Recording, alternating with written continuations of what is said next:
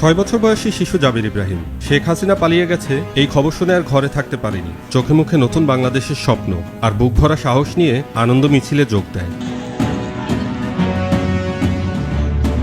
Uttara APBN সদর দপ্তরের কাছেই একটি ওভারব্রিজে ভাই আব্দুল্লাহর সাথে বিজয় উদযাপন করছিল।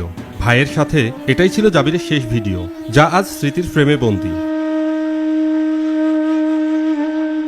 বিজয়ের আনন্দে মেতে থাকা ফুটফুটে এই জাবির হয়তো ভাবতেও পারেনি তার জন্য অপেক্ষা করছে মৃত্যুদূত।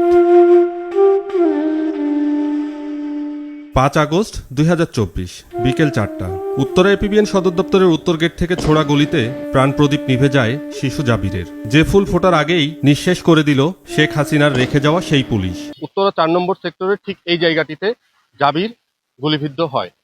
সে এসেছিল বাবা মা এবং ভাইয়ের সাথে আন্দোলন দেখতে।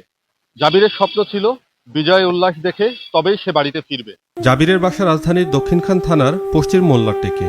স্থানীয় স্কুলে শিশু শ্রেণীতে পড়তো সে, কিন্তু বাসার এই দৃশ্য বলে দিচ্ছে জাবির এখনো বেঁচে আছে। এই তো কিছুক্ষণের মধ্যেই হয়তো চলে আসবে। তার ব্যবহৃত স্কুল ড্রেস, সাইকেল এবং বই খাতাগুলোই রাষ্ট্রীয় সহিংসতার বিরুদ্ধে সাক্ষ্য দেয়।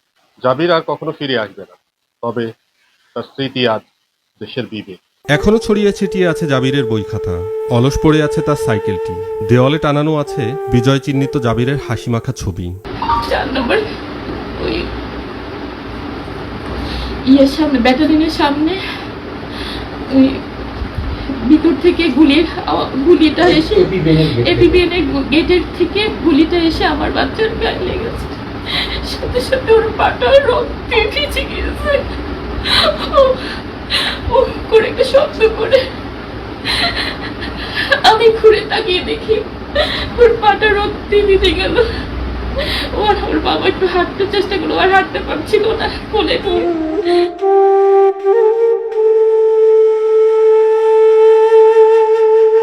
আজ সবই আছে, নেই শুধু জাবিরের সেই মিষ্টি হাসি। তার অস্তিত্ব যেন ছড়িয়ে আছে চারপাশে, তারপরও চারিদিকে শুধুই নিঃশব্দ, যেন রয়ে গেছে অপ্রাপ্তির কষ্ট। আমার ছেলে আমার ডান হাত ধরা ছিল, ঠিক এই বরাবর আসছি, পরে এই উত্তর গেট থেকে পুলিশ গুলি করে। এই পুলিশ যখন উত্তর গেট থেকে গুলি করলে আমার ছেলের এই উরুতে গুলিটা লাগে।